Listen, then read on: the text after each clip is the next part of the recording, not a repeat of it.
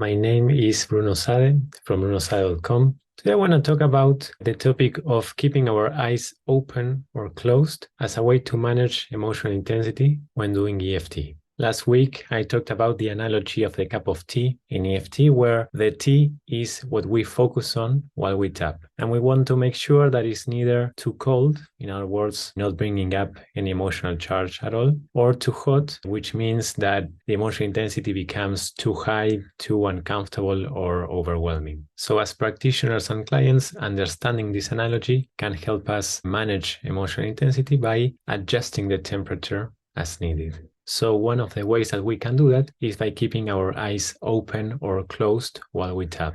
So in general, you might want to keep your eyes open or advise your clients to do so if you're a practitioner as a way to add some cold water so as to reduce the likelihood of being excessively drawn into an adverse or traumatic memory. Keeping your eyes open allows you to maintain a level of distance from the memory or event that you're working on. It acts as a grounding tool, helping you remain in the present moment. Sometimes, however, maintaining eye contact with the practitioner can be distracting and may hinder the process of being able to fully tune in to the memory or event we are addressing. It's important to know that there's no need to maintain eye contact with the practitioner. Aside from the option of closing your eyes, you might also choose to focus your gaze to the side or somewhere else in the room as a way to help you focus without the pressure of continuous eye contact. On the other hand, closing your eyes or suggesting your client does so if you are a practitioner can be a way to add some hot water to the tea, because in cases where the emotional intensity is unlikely to become too overwhelming,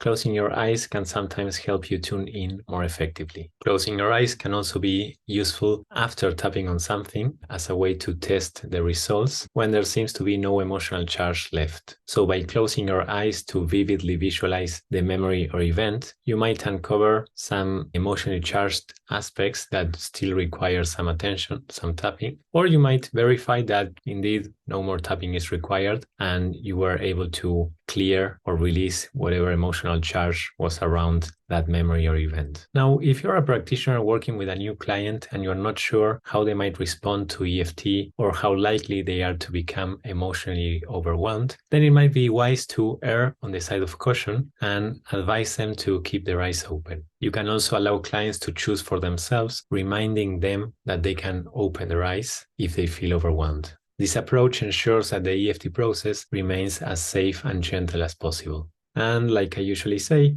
if you suspect that a memory might be too intense or traumatic to work on by yourself, then don't hesitate to seek the aid of a certified practitioner with a mental health background such as myself or someone else. That's it for today. I hope this video was useful and I look forward to seeing you again in one of my next videos.